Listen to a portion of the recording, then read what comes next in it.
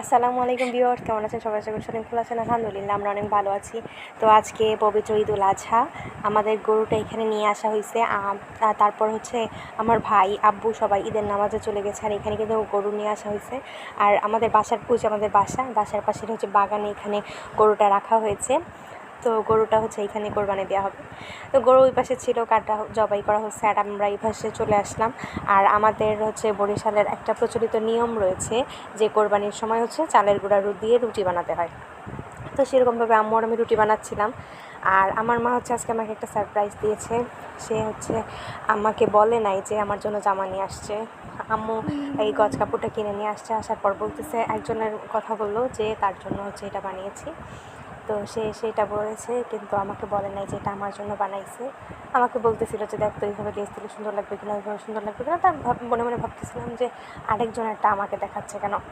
তো দেন হচ্ছে সকালবেলা ঈদের দিন আম্মু গোসল করে বের হয়ে আমাকে বলতেছে যে তুমি গোসল করতে চাও? তো বললাম যে আমি এখন যাবো না, পরে যাব।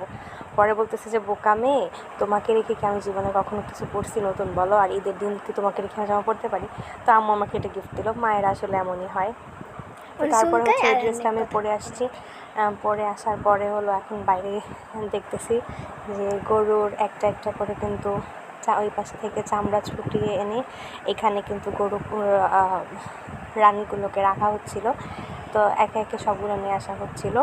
আমাদের বাসার উঠানেই কিন্তু আজকে গরু কাটা হবে। আর ওই পাশে হচ্ছে বাগানটা, তো ওই বাগানেই কিন্তু পুরি টুরি সব পরিষ্কার করা হয়েছে। তারপর হচ্ছে এখানে নিয়ে আসা হয়েছে। তো দেখাচ্ছিলাম আমি আপনাদেরকে একটু, এই যে দেখেন, মানে এখানে প্রায়গুলোই কিন্তু নিয়ে আসা হয়েছে। আর এই পাশে হচ্ছে আম্মু আজকে চুলায় রুটি ভাজবে। চালের রুটি কিন্তু চুলায় ভাজলে হচ্ছে রুটিটা একটু সুন্দরভাবে ফুলে আসে, সেই জন্য আমি রান্নাঘরটাও একটু পরিষ্কার করে রেখেছি। আসলে এখানে রান্না করা হয় না, তো এটা পরিত্যাগ মানে এরকমই থাকে। তো তারপরে এখানে হচ্ছে গরু কাটা হচ্ছিল, তো সবাই মিলে দাঁড়িয়ে দেখতেছিলাম। এখানে আবার আমার ভাই আসলো, ও আবার এসে একটু ক্যামেরার সামনে দুষ্টুমি করতেছিল। তারপর এখানে আম্মু আব্বু আমি আমরা সবাই, তারপর ভাগে যারা রয়েছে ভাগিরাও সবাই চলে আসছে, বাড়িরা নানা, তারপরে আরও একজন। তো সবাই মিলে এইখানে ছিল, আমাদের বাসার উঠোনে কিন্তু কাটা হচ্ছিল, আমরা দেখতেছিলাম আর প্লাস ভিডিও করতেছিলাম। তো এর মধ্যে কিন্তু আমার মার রুটি ভাজাও হয়ে গেছে, আমি রুটিগুলো নিয়েও ঘরে চলে আসছি। আর এই যে দেখেন একদম সাদা ধবধবে পাতলা পাতলা চালের রুটি হয়েছে। তো আমি রুটিগুলোকে আবার একটু ছড়িয়ে ছিটিয়ে রাখতেছিলাম। তো তারপরে কিন্তু এর মধ্যে আমাদের ভুড়ি নিয়ে আসা হয়েছে। ভুড়ি যেটুকু বেরিয়েছিল সেইটুকু ভাগ করে নিয়ে আসছে। তো আমি জামা চেঞ্জ করে ফেলেছি, যেহেতু ভুড়ি পরিষ্কার করতে হবে। তারপর আজকে সম্পূর্ণ ভুড়িটাই কিন্তু আমি পরিষ্কার করছি এইখানে। আর এইখানে হচ্ছে গরুর মাথা নিয়ে আসছে আব্বু, বলতেছিল যে আমি গরুর মাথা নিয়ে আসছি। এই যে গরুর মাথার চামড়া আর কি, গরুর মাথাটা সবাই মিলে ভাগ করা হয়েছে কেটে কেটে। আর আম্মু এখানে পেঁয়াজ কাটতেছিল, যেহেতু মানে আর এখানে ভুড়ির জন্য গরম পানি দেওয়া হয়েছে। আম্মু পেঁয়াজ কাটতেছিল যে প্রথমত একটুখানি গরুর মাংস উঠিয়ে রান্না করতে বসিয়ে দেওয়া হবে প্রেসার কুকারে, দেন হচ্ছে আবার বাকিটা গুছানোর পরে রান্না করা হবে। বিকেলবেলা হাঁড়ি করে মাংস রান্না করা হবে। এখানে মশলা টশলা বেটে রেখেছিলাম। আর এখানে কিন্তু আম্মু অল্প একটু গরুর মাংস বসিয়ে দিল প্রেসার কুকারে, যেন এটা আমরা দুপুরবেলা খেতে পারি, এই জন্য। আর আমি হচ্ছে এদিক দিয়ে গরম পানি করে ভুড়ি পরিষ্কার করতেছিলাম। এই যে পুরিটা একদম সুন্দরভাবে ফকফকা করে আমি কিন্তু চামচ দিয়ে পরিষ্কার করতেছিলাম। মানে এটা প্রথমে গরম পানিটার মধ্যে ডুবিয়েছিলাম, ডুবানোর পর দেন হচ্ছে এখানে পরিষ্কার করতেছিলাম। আর আম্মুকে আমি বলতেছিলাম যে দেখো, অনেকেই ফেসবুকে পোস্ট করে যে হাতে মেহেদি দিছো কেন, ভুড়ি পরিষ্কার করতে হবে। তবে আমিও তো হাতে মেহেদি লাগিয়ে ভুড়ি পরিষ্কার করতেছি। আর এই যে হচ্ছে আমাদের গরুর মাংস, আমার ভাই আবার ওর হাতের মেহেদি দেখাচ্ছিল যে দেখেন কত সুন্দর লাল টকটকা হয়েছে। আর এখানে মগজ ছিল। আর এই তো আমাদের গরুর মাংস ভাগ করে নিয়ে আসা হয়েছে। আর এই পাশে কিন্তু গরুর যে পায়াগুলো ছিল, পায়াগুলোকে একদম ছোটো ছোটো করে ভাগ করে সমান ভাগে নিয়ে আসা হয়েছে। আর এখানে ছিল কলিজা, ধলি কলিজা প্লাস এমনি কলিজা। আর এখানে ছিল একটু হাড্ডি, মানে আমাদের গরুতে চর্বি হয় নাই বললেই চলে। আর এখানে হচ্ছে আম্মু যাদেরকে দিবে সবাইকে দেওয়ার জন্য পলিথিন করতেছিল, তারপরে সবাই আসতেছিল।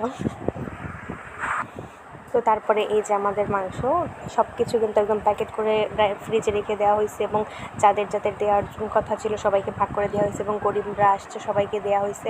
তারপরে ওইটুকু মাংস রেখে আসছে, ওইটা আম্মু হচ্ছে বিকেলবেলা রান্না করবে। আর এই হচ্ছে আমাদের মাংস রান্না হয়ে গেছে, আম্মু আর আমি খেতে বসেছি।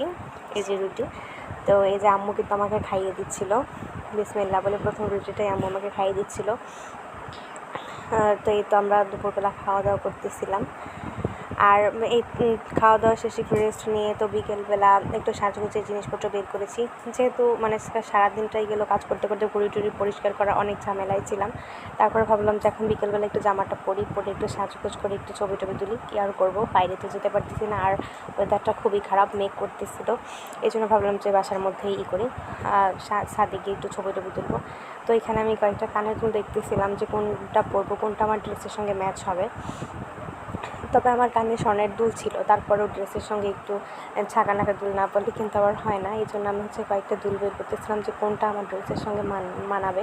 তো অবশ্যই সেই দুলটা নিয়ে নিলাম, ঝুমকাটা। আমি ঝুমকা দুলটা কিন্তু আমার ড্রেসের সঙ্গে সুন্দরভাবে মানিয়ে গেছে, আর এই দুলটা কিনেছিলাম আমরা কয়েকজন ফ্রেন্ড মিলে। তো তারপর ছাদে গিয়ে ফটোশ্যুট করে আসলাম, দেন নিচে আসলাম। এখন আশা করতেছি আম্মু চুলায় পাড়ে চলে আসছে, মাংস রান্না করবে পাতিল ভরে, মানে লোকজনকে।